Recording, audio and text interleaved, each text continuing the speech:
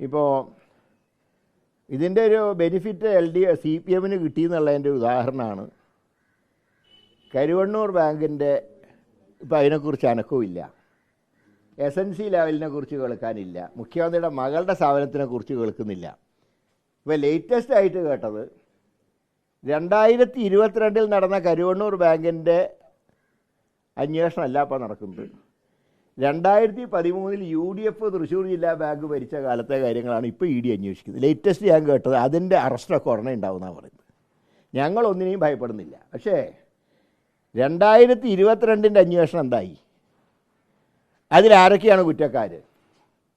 കുറേ ആൾക്കാരെ ചോദ്യം ചെയ്യാൻ വിളിച്ചിരുന്നു. MK കണ്ണനെയും തൃശ്ശൂരെ CPM ജില്ലാ സെക്രട്ടറി വർഗീസിനെയും AC മൊയ്തീൻ MLA ഒക്കെ വിളിച്ചു. അതെന്തായി? ഈ 2013 ആരാ പരാതി കൊടുത്തത് ഞങ്ങൾക്ക് അറിഞ്ഞുകൂടാ. ഈ പരാതി അന്വേഷിക്കാനും അതിൻ്റെ എന്ത് നടപടി സ്വീകരിക്കാനും ഞങ്ങളോട്ട് എതിരുമല്ല. കാരണം അത് അതിൻ്റെ വഴിക്ക് നടക്കട്ടെ. പക്ഷേ 22ൻ്റെ കാര്യം തീരുമാനിക്കാതെ എന്തിനാണ് പെട്ടെന്ന് 13ലേക്ക് പോയത്?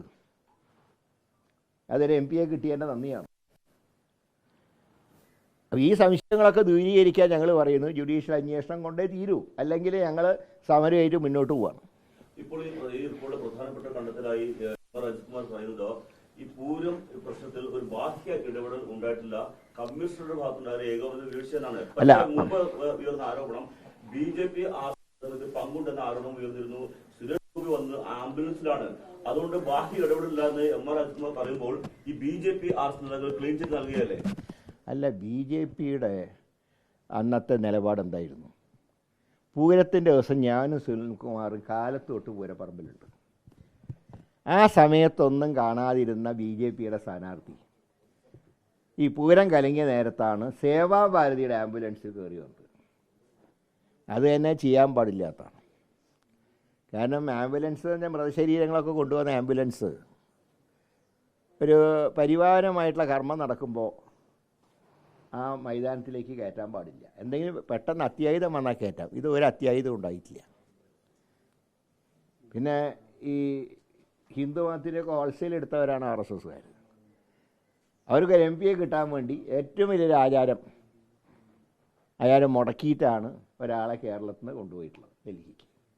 അപ്പോൾ അതുകൊണ്ടൊക്കെയാണ് ഞങ്ങൾ പറയുന്നത്. അപ്പോൾ ഞാൻ പറയുന്നത് ഇത്രയേ ഉള്ളൂ, ഇതിൻ്റെ ബെനിഫിറ്റ് കിട്ടിയവരും പറയുന്നത് ജുഡീഷ്യൽ അന്വേഷണം വേണമെന്ന്, പരാജയപ്പെട്ട ഞങ്ങളും പറയുന്നത് ജുഡീഷ്യൽ അന്വേഷണം വേണമെന്ന്. പിന്നെ മുഖ്യമന്ത്രിക്ക് നടത്താൻ എന്തിനത്ര മടിയെന്താ?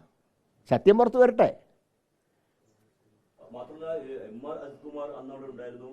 അല്ല, അദ്ദേഹം ഉണ്ട്, അദ്ദേഹം ഇതിനൊക്കെ സാക്ഷിയാണ്.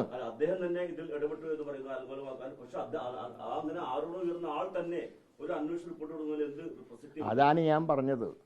ഞാൻ പറഞ്ഞല്ലോ, ഇത് കോഴിയെ സംരക്ഷിക്കാൻ കുറുക്കനെ ഏൽപ്പിക്കുന്ന പോലെയാണെന്ന് ഞാൻ പറഞ്ഞത് കൊണ്ടാണ്. ഈ അജിത് കുമാറിനെ ഏൽപ്പിച്ച അയാളുടെ റിപ്പോർട്ടെന്ന് പറഞ്ഞാൽ കലക്കിയാണ് ഏൽപ്പിച്ചിട്ടുള്ളത്. എന്ത് സംഭവിച്ചു എന്ന് പറയാം. പിന്നെ അദ്ദേഹം പറയുമോ ഞാനാ കലക്കിയെന്ന് പറയുമോ? അതുകൊണ്ട് മുഖ്യമന്ത്രി ഇനി എന്ത് സർക്കസ്, മാത്രമല്ല ഇപ്പോൾ ഈ RSS നേതാക്കൾ എന്തിനെ കണ്ടു എന്നുള്ളതിനെക്കുറിച്ച് അന്വേഷണമൊന്നുമില്ല കേട്ടോ. അതൊന്നും DGPനെ ചുമതലപ്പെടുത്തിയില്ല അന്വേഷിക്കാൻ. പക്ഷെ ഇപ്പോഴും CPIക്കാർക്ക് നേരം വിളിച്ചായില്ല. വിളിച്ചാവാത്ത വേറെ മാർഗമില്ലാത്തതുകൊണ്ട് അവർ സഹിക്കുകയാണ്. അതാണ് നടക്കുന്നത്. കാരണം മാത്രമല്ല, ഇത് അല്പം കൂടെ നീട്ടിയാൽ ഇപ്പോൾ നവംബറിൽ മിക്കവാറും വയനാട്ടിലും ചേലക്കരയിലും പാലക്കാടൊക്കെ ബൈ ഇലക്ഷൻ വരുന്നതാണ് ഇന്നത്തെ റിപ്പോർട്ടിൽ കാണുന്നത്. മഹാരാഷ്ട്രയിലും ജാർഖണ്ഡിലും ഇപ്പോൾ ഇലക്ഷൻ കമ്മീഷനിൽ നിന്ന് പോവുകയാണ്. അപ്പോൾ ഓട്ടോമാറ്റിക്കായിട്ട് ഇലക്ഷൻ നവംബറിലുണ്ടാവും. അപ്പോഴേക്കും പിന്നെ എല്ലാവരും ശ്രദ്ധ ഇലക്ഷൻ കാര്യത്തിലാവുമല്ലോ. സ്ഥാനാർത്ഥി നിർണ്ണയം, ഇലക്ഷൻ പ്രചാരണം, അവരങ്ങ് മറക്കുന്നതാണ്. പക്ഷേ ഞങ്ങൾക്ക് ഇനി വരാൻ പോകുന്ന ഇലക്ഷനിലൊക്കെ ഞങ്ങൾ പറയുന്ന ഒരു കാര്യം, ഈ പൂരം കലക്കി മുഖ്യമന്ത്രിയെ താഴെ ഇറക്കുക എന്ന് തന്നെയാണ് ഞങ്ങളുടെ മുദ്രാവാക്യം. പൂരം കലക്കി മുഖ്യമന്ത്രി, RSSൻ്റെ ഏജൻ്റായിട്ടുള്ള മുഖ്യമന്ത്രി, ഇങ്ങനൊരു മുഖ്യമന്ത്രി കേരളത്തിന് ആവശ്യമില്ല എന്നുള്ള രീതിയിൽ തന്നെയാണ് UDF ഇനി പ്രചാരണത്തിനുണ്ടാവുക.